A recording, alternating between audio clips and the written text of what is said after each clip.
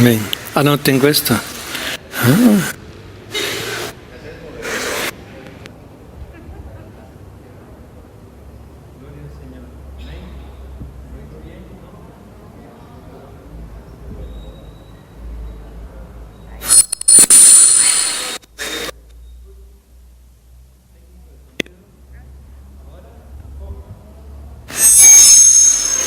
John, Ray, ahora sí.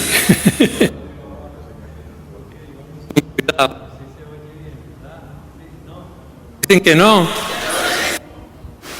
¿Qué fue? Ahora sí.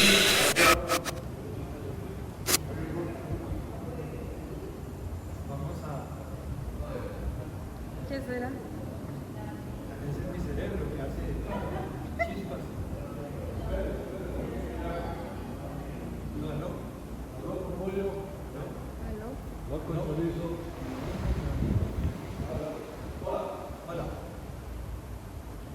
¿Qué le hizo John a eso? ¿Fue John? Hágalo otra vez. ¿Fue John?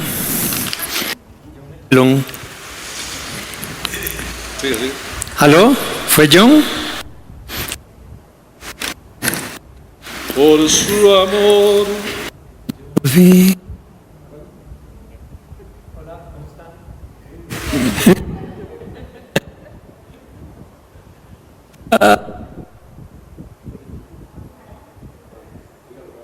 Hola, ¿cómo están?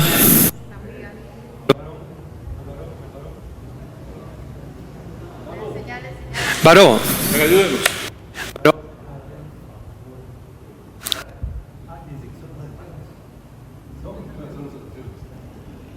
de Álvaro, así es. Pero venga, Álvaro. Álvaro, Álvaro a la 1, ¿Usted no lo conoce, Álvaro? Álvaro a las 2, Álvaro a las 3. Todo está bien ahí. Diga hola. Hola, Ahí está sonando. Ahí está. Pero se va. no me puedo mover, tengo que estar tieso para que... No es que no cierre, no cierre. Así como usted lo ve, así que. Ahora tengo que estar... Ni pestañear puedo. Bolsa.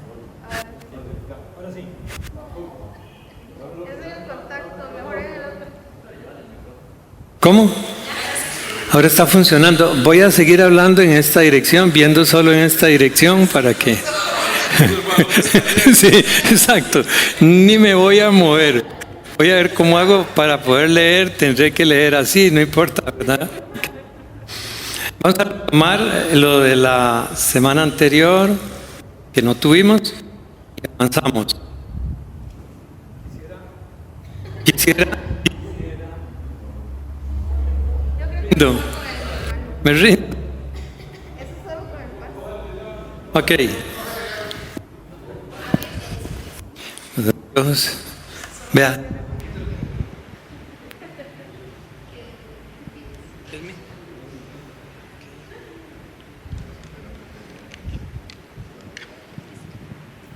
Ahora, ahora.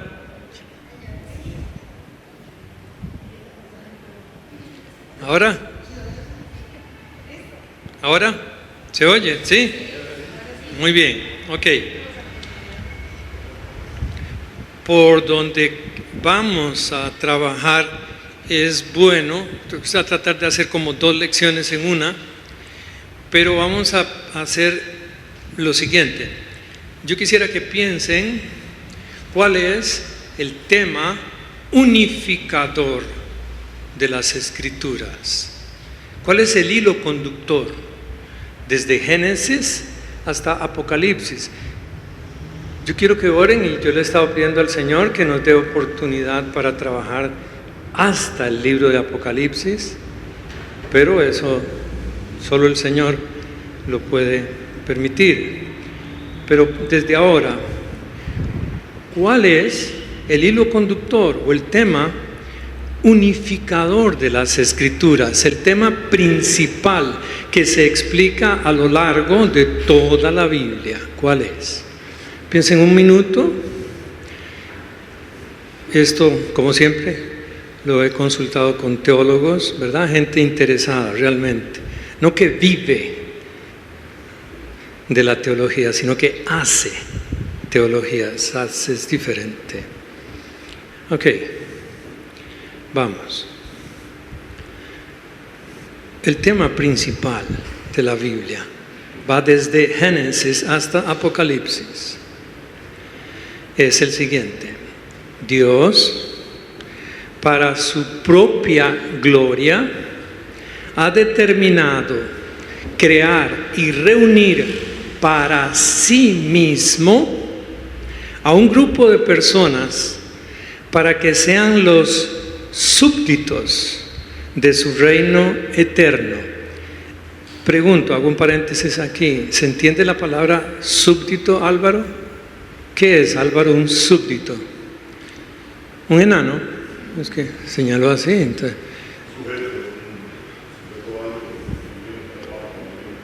Ajá. Hernán, ¿qué es un súbdito, Hernán?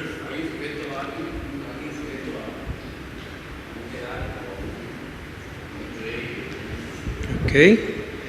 ¿Tenemos la idea? ¿Qué es un súbdito? ¿Qué sirve? Es el siervo de un rey. A ese siervo se le pide una condición muy importante y le llaman lealtad. Estoy hablando en términos monárquicos.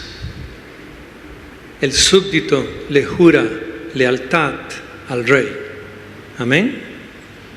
Ok, Dios, esto que estamos tratando de hacer es tener como un hilo conductor, tener como una luz que nos va a ayudar a través de los textos que tenemos que analizar. Dios, para su propia gloria, ha determinado crear y reunir para sí mismo a un grupo de personas para que sean los súbditos de su reino eterno, para adorarlo, honrarlo y servirlo para siempre. Y a través de quienes estos súbditos, y a través de quienes Él desplegará su sabiduría, poder, misericordia, gracia y gloria. Otra vez, a través de estos súbditos, tú y yo, por la gracia y la misericordia de Dios, Él va a desplegar su sabiduría, poder, misericordia, gracia y gloria. Hay que tener claro, a veces, aunque ya el mundo lo está señalando muy evidente, que hay una espantosa lucha entre el bien y el mal, ¿sí o no? Sí la hay. Pero la iglesia del Señor, es donde se preparan los súbditos del rey para servirle, para adorarlo, para honrarlo, y no solo para esto, sino también para que Él, el gran Dios, el único y verdadero Dios, a través tuyo, despliegue su sabiduría, su poder, su gloria, donde quiera que tú estés, ahora y en la eternidad. Alabado sea el Señor. Que vaya quedando esto claro. Tú no estás aquí perdiendo el tiempo, nunca, jamás. Tú estás aquí siendo preparado por el Espíritu Santo, utilizando las Escrituras para que sepas qué hacer en cualquier momento de tu vida, ahora y siempre. Porque cuando el Señor venga, y gloria a Dios que podamos estudiar temas como cuando Él venga y establezca su reino, ¿qué es lo que vamos a hacer? ¿A qué nos vamos a dedicar? Tienes que ir pensando que Dios te va a usar. Tal vez ahora a ti te parece, pero es que yo, ¿qué es? No hago nada. No es cierto. Como decía nuestro hermano Gustavo, Dios siempre está trabajando. Dios siempre está trabajando en tu persona a través de las circunstancias donde tú te encuentras. Porque todo sirve para bien a los que aman a Dios. Amén. Todo, aunque te parezca que aquello es algo aborrecible, que tú no quieres, que no te parece, pero Él te está preparando, Él está formando el carácter de Cristo en tu corazón. Alabado sea el Señor. Ok, eso lo vamos a tener presente de aquí en adelante. Muchas personas no entienden el Apocalipsis porque no entienden estos principios.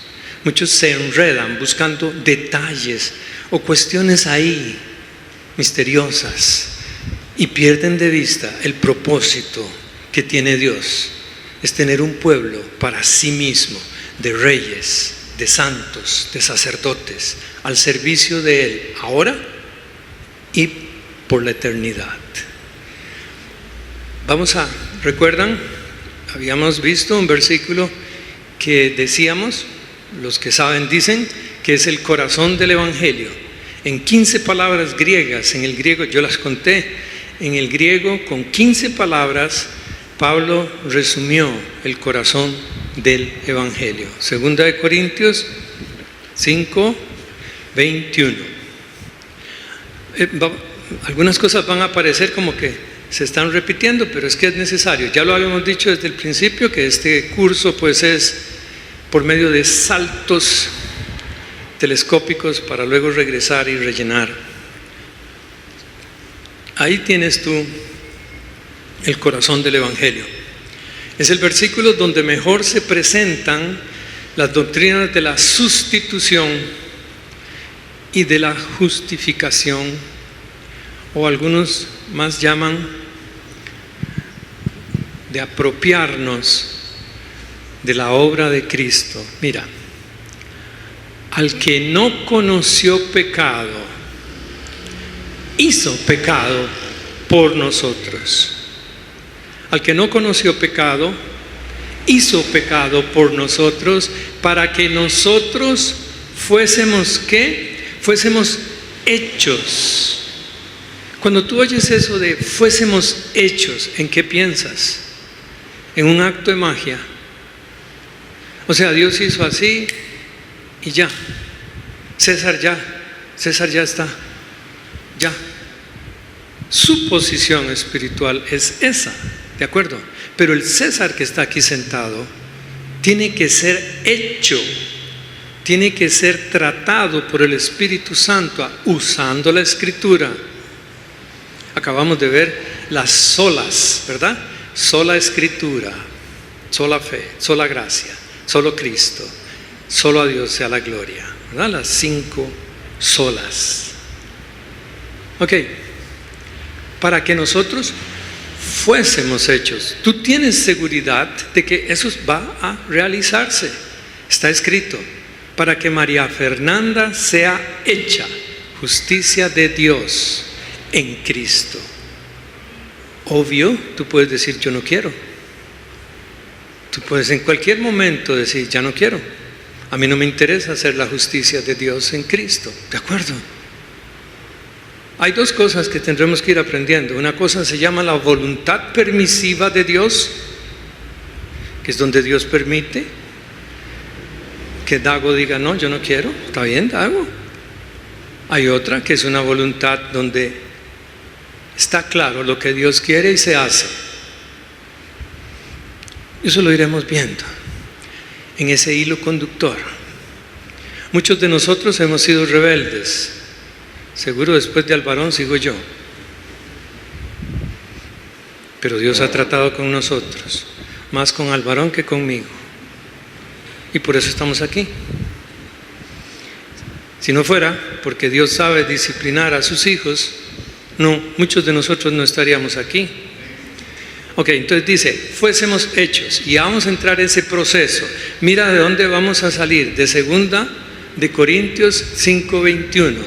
Vamos a regresar a 3, vamos a dividirlo así, para que eso se lleve a cabo, que ya posicionalmente lo tienes, en el tiempo que Dios ha diseñado que vivas sobre esta tierra, se van a desarrollar conjuntamente o paralelo 2 procesos. Uno, que tú venzas el pecado, no los pecados, hemos hablado de eso. Que tú puedas vencer el pecado, no los pecados. Lo que produce los pecados es el pecado que mora en ti. Y 2, que venzas tu yo autosuficiente, que puedas vencer ese yo que cree que todo puede hacerlo independientemente de Dios. Eso fue lo que vimos con el pecado original. Adán pecó porque quiso pecar. Cuando él nació obvio, o fue formado, o apareció, como tú quieras, o fue engendrado, con una inclinación natural hacia Dios, no hacia Satanás, hacia Dios. Pero quiso pecar, quiso desobedecer para tomar sus propias decisiones. Hemos tratado de ver una definición que nos ayude a entender mejor de qué se trata con la naturaleza del pecado. Es una deliberada y decidida independencia de Dios. Una deliberada y decidida independencia de Dios. Si Dios te dice, Hernán, que tienes que amar a tus enemigos en el trabajo, Hernán dice, no, si puedo, les doy. Entonces Hernán está en pecado. Salado, pescado. Es que nosotros vemos pecado a veces como cosas malas, pero nosotros somos muy hábiles para justificar las cosas malas como buenas y decimos, no, es que se lo merece. ¿Usted se imagina aquel problema de que al que te pida que vayas con él, ¿cuántas? Tienes que ir 2. ¿Cómo? ¿Dónde están mis derechos laborales? ¿Dónde están las garantías sociales? Hay que pedirle al Espíritu Santo la correcta aplicación. Ahí estoy de acuerdo, pero no plantarse en que yo decido cómo se aplica. Ese es el problema que tenemos hoy con la iglesia contemporánea. ¿Es independiente de Dios? Parece mentira. Por eso necesitamos mucho la formación y entender este propósito que viene desde Génesis. Dios quiere un pueblo para sí mismo. Para sí mismo. Mira un ejemplo, ahorita vamos a la materia, esto es como para ilustrar.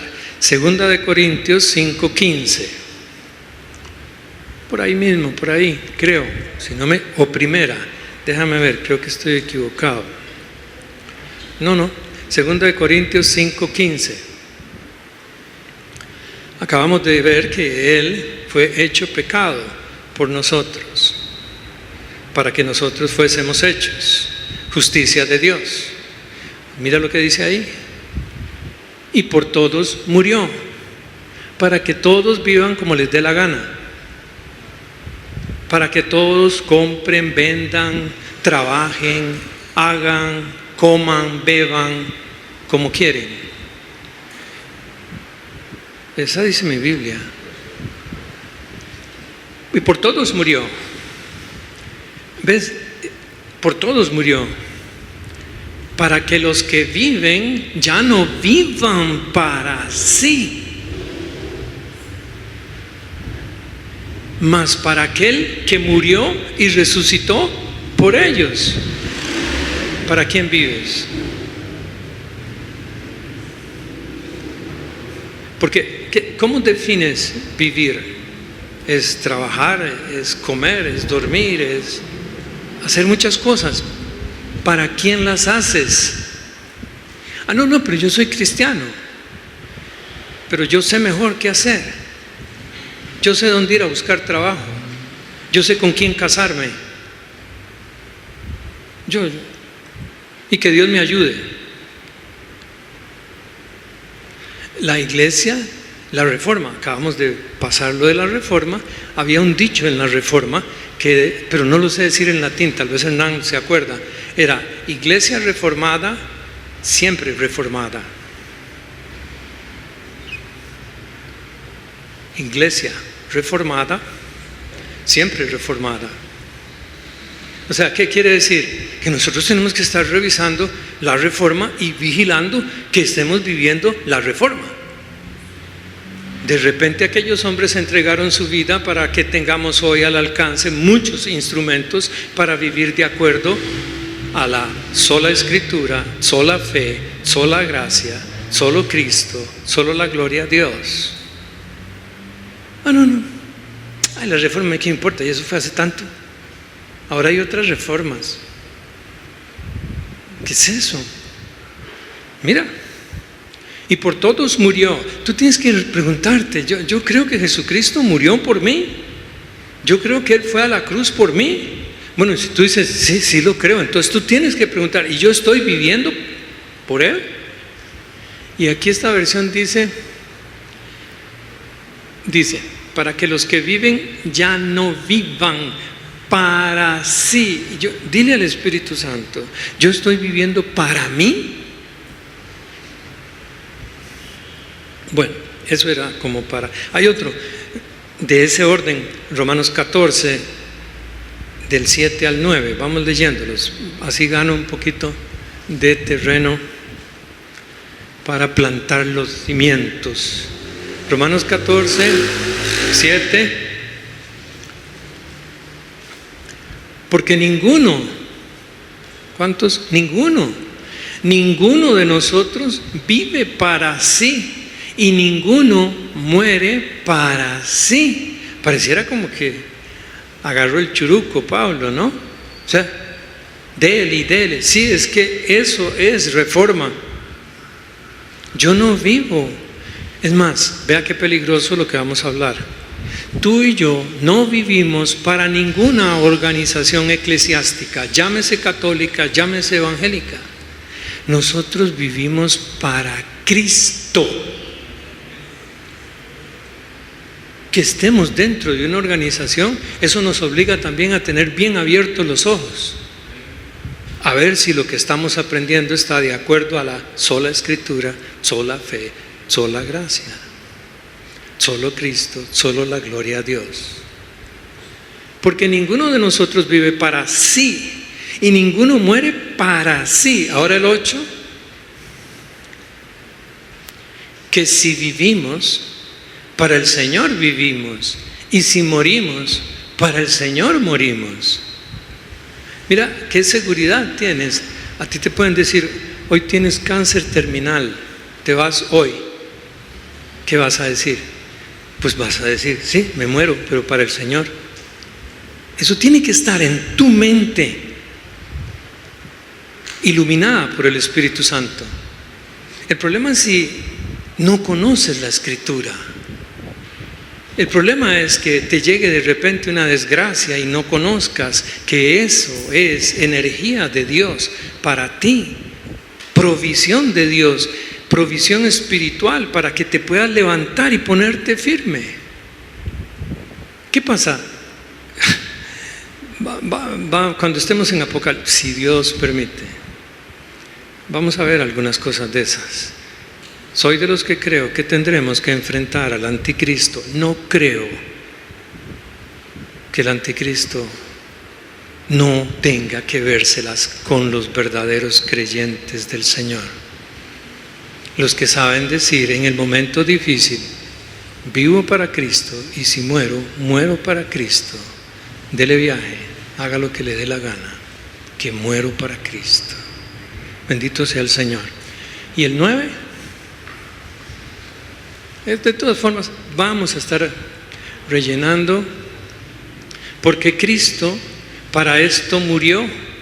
¿Ves? Cristo para esto murió y resucitó y volvió a vivir para ser Señor así de los muertos como de los que viven. Hay una idea muy mística o religiosa de pensar, ay, Cristo murió por mis pecados. Cristo murió para hacerme salvo. No se contradice, pero te falta. Te estás quedando corto en la visión de Dios. Cristo murió para que tú seas súbdito de Él. Si crees en Él, el Espíritu Santo te va a empezar a dar todo ese conocimiento para que te des cuenta que ya no te perteneces a ti mismo, sino a Él. Porque Cristo para esto murió y resucitó y volvió a vivir para ser Señor, dueño, así de los muertos como de los que viven. Ahora sí, para poder caminar en ese propósito, en ese hilo conductor, en esa ruta que va desde Génesis hasta Apocalipsis, necesitamos aprender bien dos cosas por ahora, dos. Vencer el pecado a diario. Mira, yo sé que Olde después lo revisa. Observa algo. Cuando tú pecas, ¿qué hay que hacer? Pedir perdón. ¿Recurres a qué porción de la Escritura? ¿Puede alguno decirme? ¿Qué? Primera de Juan 1, 8, 9, por ahí, ¿verdad? Que si confesamos nuestros pecados, ¿qué pasa? Él es fiel y justo para perdonarnos y nos limpia de toda maldad, ¿cierto? Perfecto, pero está incompleto. Cuando tú cometes un error, lo ideal es aprender de ese error, por lo menos. Si tú pecaste de alguna forma, está bien que pidas perdón, pero pregúntate, ¿por qué pequé? ¿Por qué fallé? ¿Por qué cometí ese pecado o esos pecados? ¿Qué es lo que me empuja a pecar de esa manera? ¿Por qué soy chichoso? ¿O por qué soy, no sé, narcisista? ¿O por qué soy envidioso? ¿Qué es lo que pasa? Bueno, el punto es que para que podamos caminar en esa ruta, tenemos que aprender a vencer el pecado, no los pecados. Cuando cometemos pecados sabemos dónde está el botiquín de auxilio, en Primera de Juan. Y vamos, pedimos perdón y perfecto. Pero el Espíritu Santo te va a llevar a más, porque el Espíritu Santo busca que tú seas perfeccionada, perfeccionado. No somos perfectos, pero somos perfeccionables. Somos materia prima en las manos de Dios. Amén. Ok, entonces vamos con ese problemita de vencer el pecado. Primero, obvio, lo vimos, Romanos 6:6.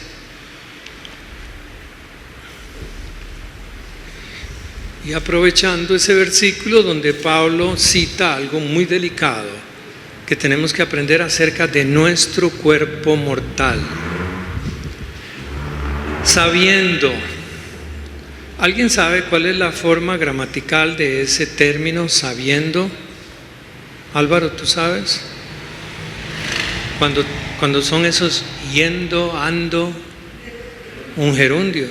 ¿Sabes cuál es la idea de usar un gerundio? La idea es de mantener aquella acción presente todo el tiempo. Tiempo continuado, un presente continuo. Ok, entonces dice, sabiendo esto, o sea, desde que ves el sabiendo, tú tienes que entender, debo ponerle atención continua a esto. Es un sabiendo. Sabiendo esto, que nuestro viejo hombre juntamente fue crucificado con él. Creo que hemos dicho que es ese viejo hombre, ¿verdad? Es lo que fuimos sin tener a Cristo, sin conocerlo. Es esa vieja naturaleza que heredamos. Bueno, pero observa, para que el cuerpo del pecado sea deshecho. Esta y otras traducciones sobre que el cuerpo del pecado sea deshecho o sea destruido no son las mejores, no expresan bien el sentido que está en el griego. En el griego dice textual, lo puedes buscar, dice textual, para que el cuerpo del pecado quede sin efecto. Vamos a ver qué es esto del cuerpo del pecado. Tu personalidad, ese que tú eres, se manifiesta a través de tu cuerpo. O sea, por tus ojos se puede ver si estás enojado o si estás contento. Por los gestos que tú hagas con tu cuerpo se puede definir qué tienes por dentro. Si tienes alegría, si tienes gozo, si tienes un colerón, ¿verdad? A los que les da cólera. Bueno, ¿cuál es la idea? Pablo lo llama así y es muy importante entender, este cuerpo, que tenemos, esta condición humana no redimida, se presta para que el viejo hombre se manifieste. Entonces Pablo dice, sabiendo, otra vez, entendiéndolo todo el tiempo, poniéndolo en práctica todo el tiempo, que el viejo hombre, ese que yo fui sin Cristo, ese que yo fui sin conocer al Señor, está como crucificado. Aquí hay algo de lo sobrenatural. Cuando Cristo moría en la cruz, tú, Dago, también. Ese fue también otro gran misterio revelado a todas luces en el Nuevo Testamento. Tú también fuiste crucificado juntamente con Cristo. Ahora bien, ¿para qué? Observa, ¿para qué? Para que el cuerpo del pecado, no que sea deshecho, es una no muy bienaventurada traducción, para que el cuerpo del pecado quede sin efecto. Y dice, a fin de que no sirvamos más al pecado. Ahora sí, hay que ponerse muy vivo con ese término cuerpo de pecado, porque es muy traicionero. Si tú te pones a decirle al cuerpo, por ejemplo, no te comas esto, Yamilet, no se coma eso, Yamilet, no es Yamilet, ¿cómo es? Si vuelvo a ver a esta linda y digo Yamilet, Milena, no se coma eso, Milena más rápido se lo come. Haz la prueba contigo mismo. No voy a ver ese programa, no lo voy a ver, más rápido lo ves. ¿Por qué pasa eso? Pablo, con esa sabiduría que de verdad Pedro dice que es tremenda, en otras palabras, yo quiero que veas Romanos 7:13. Romanos 7:13. No pretendas gobernar al cuerpo con dogmas, con mandatos, con tus propias ideas. Luego, Pablo viene hablando de los mandamientos de la ley en sí, una ley moral, como tú quieras verlo por ahora. Luego, lo que es bueno a mí, ¿me es hecho muerte? Pregunta. No, sino que el pecado, para mostrarse pecado, por lo bueno me obró la muerte, haciéndose pecado sobremanera pecante por el mandamiento. Usted le dice a un niño, no haga esto, más rápido lo hace. Veamos qué es lo que pasa. Hay una ley en nuestro cuerpo, en este cuerpo de pecado, en este cuerpo de muerte. Hay una ley de pecado. Mira, aquí apoyémonos, Romanos, ahí en el mismo 7, pero del 21 al 25, animémonos. Hay tiempo, bueno, por lo menos la tercera parte de la lección. Romanos 7:21, ¿verdad? Dice, así que, mira el yo, queriendo yo. Mira el yo. Así que, queriendo yo hacer el bien, hallo esta ley, que el mal está en mí. Es una ley. Te propones hacer el bien por ti mismo, por tus propias fuerzas. Lo que vas a encontrar es oposición de ti mismo. Y vas a estar en un conflicto. El 22. Porque según el hombre interior, o sea, ese que nació de nuevo, ese Dago renovado, que está en una posición especial delante de Dios, según el hombre interior, me deleito en la ley de Dios, la apruebo. ¿Pero qué sigue? Mas veo otra ley en mis miembros. ¿Cuáles son tus miembros? Extremidades, pequeñas, grandes. En tus miembros, en tus orejas, en tus ojos, en tu boca, Mario, en tus piernas. Hay una ley, esto es lo sobrenatural, que Dios quiere que tú te des cuenta. Muchos viven ignorando estas cosas y pelean contra estas cosas con métodos humanos o hasta medicinas. Ay, es que estoy muy estresado. Ay, es que me siento muy mal. Ay, es que estoy muy triste. Y el cerebro te va a hacer pasadas. ¿Es el cerebro parte de tus miembros? Y el cerebro piensa, ¿no? Y ahí te van a llegar pensamientos. Y en un momentito, tal vez en otra lección, vamos a tener que ver que al mismo cerebro hay que ponerle orden. Porque si no se pone a pensar lo que le dé la gana.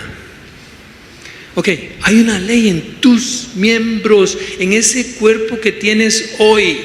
El problema de muchos creyentes es que son creyentes de cuerpos mortales, que no aplican el poder del Espíritu Santo en sus vidas para hacer morir las manifestaciones de esa naturaleza pecaminosa a través del cuerpo que tienen.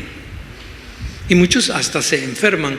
Y Pablo llegó a decir que hasta se mueren por no discernir bien las cosas espirituales. Vamos.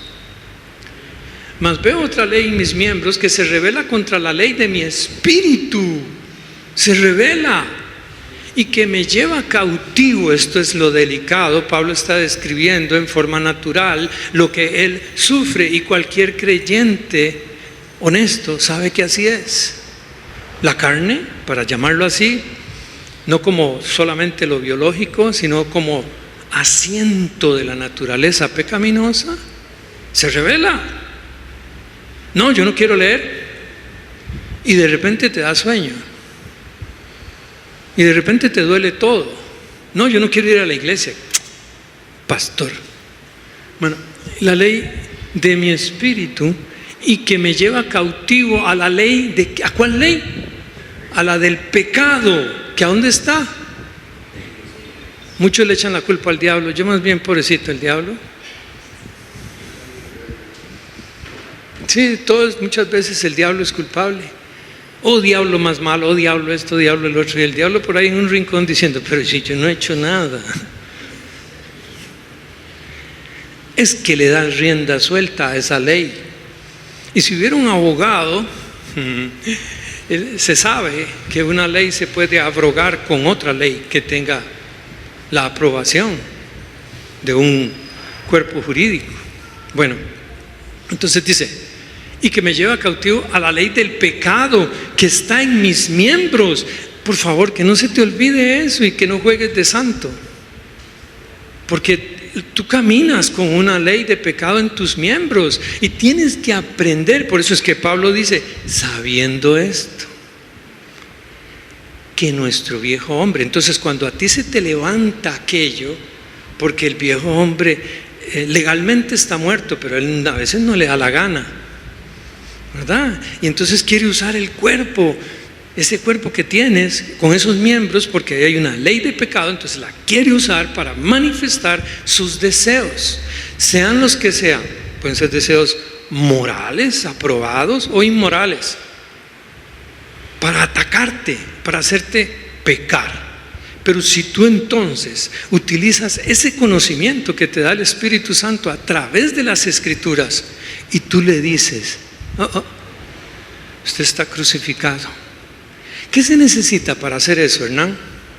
¿Qué se ocupa para decirle al viejo Hernán, no viejo por edad avanzada, aunque la tiene, pero sino por esa humanidad desgastada que todos tenemos a causa del pecado? ¿Qué se necesita para decirle al viejo Mario, usted está crucificado?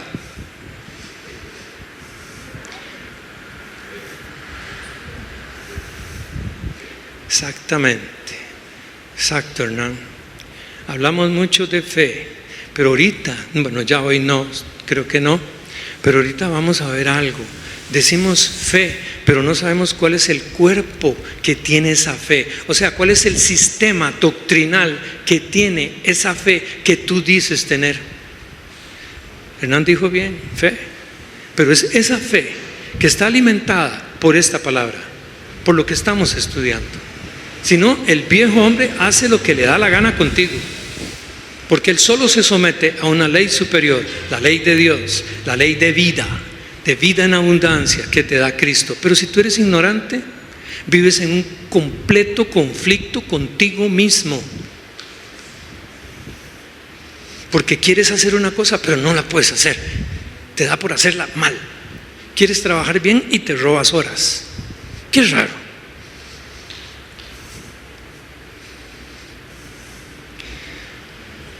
Ese problema, traten de verlo ahora incrustado en esa línea o esa ruta que definimos al principio.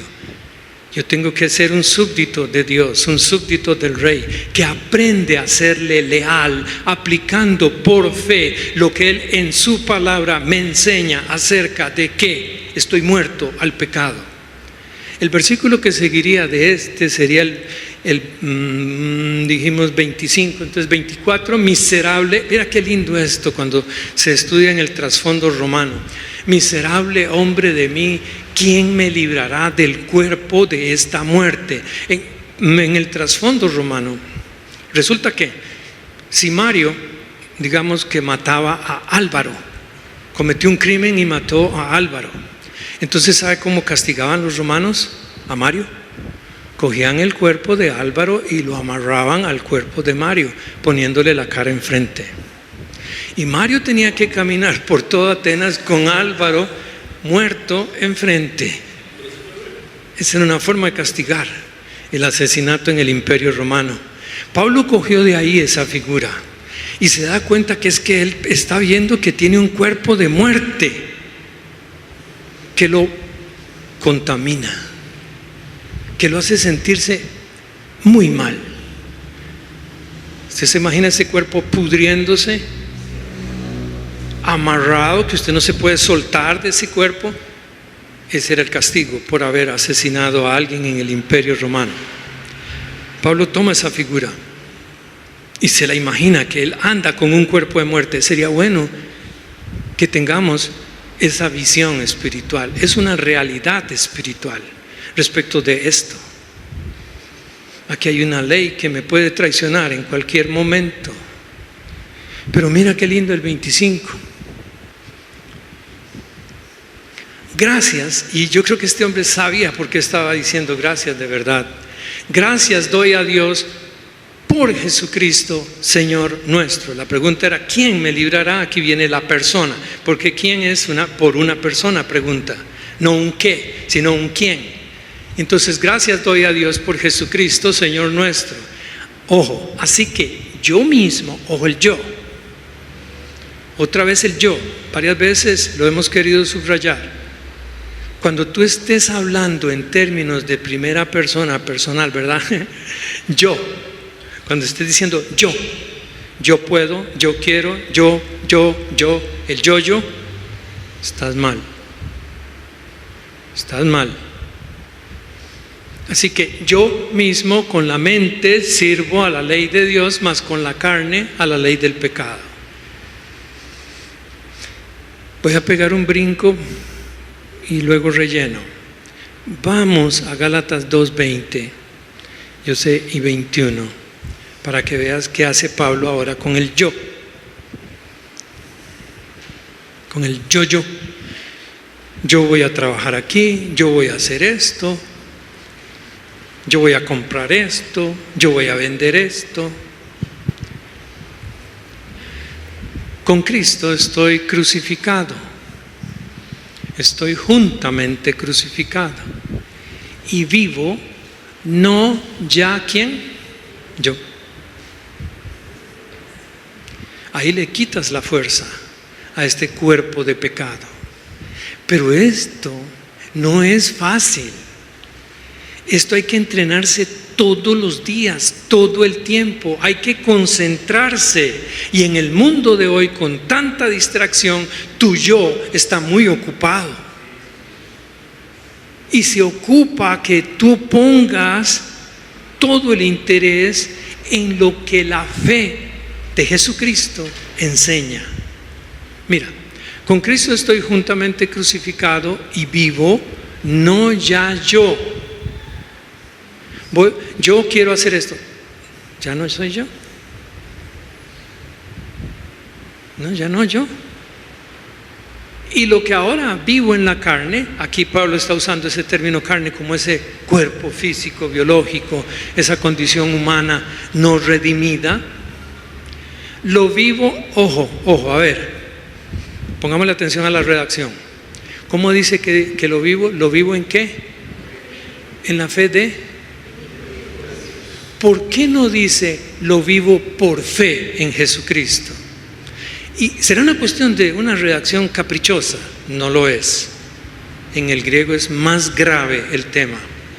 ¿Por qué no dice, y lo que ahora vivo en la carne, lo vivo por fe en Jesucristo? Y podríamos citar como respaldo Romanos, ¿verdad? Por allá del 1:17, más el justo por la fe vivirá. Pero aquí no dice eso. Y en el original tampoco. Y no son dos formas iguales de decir lo mismo. Observa. Lo que vivo, y lo que ahora vivo en la carne, punto y coma, lo vivo en la fe del Hijo de Dios. ¿Cuál es esa fe? ¿Dónde está esa fe? ¿Dónde está esa sola fe? Sola escritura. Porque tú puedes decir, pero si yo creo en Jesucristo, y yo empiezo a decirte, ¿y qué dice 2 Corintios 5:15? Que el pan, que nadie vivirá sin pan. ¿Cómo era? ¿Y qué dice 2 Corintios 5:21? Que el sol sale y se pone. Entonces tú estás en la fe del Hijo de Dios. Tú estás en ese cuerpo, en ese sistema doctrinal que Jesucristo hizo posible que conocieras a través de su muerte y de su entrega por ti, y tú dices que crees, pero del sistema doctrinal no sabes nada. Por eso es que Hernán contestó bien. Fe, dijo. Entonces, ¿cuál fe? ¿La de la Virgen María?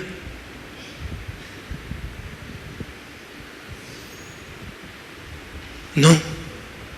Eso que está hablando Pablo aquí, y yo quiero que notes, hay que leerlo final, que no es una cuestión seca intelectual.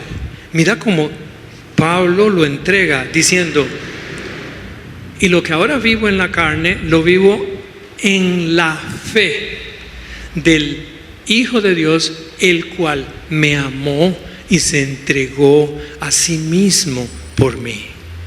Ese sistema que tú tienes en las manos, los que todavía usan Biblias físicas o en los celulares, ese sistema doctrinal, hermoso, maravilloso, lleno de vida, está a tu alcance para que puedas decir, ya no vivo yo, mas vive Cristo en mí.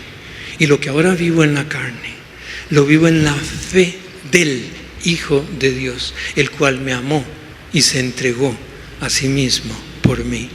Alabado sea el Señor. Bueno, Dios los bendiga. Por ahora paramos. Fue como la tercera parte.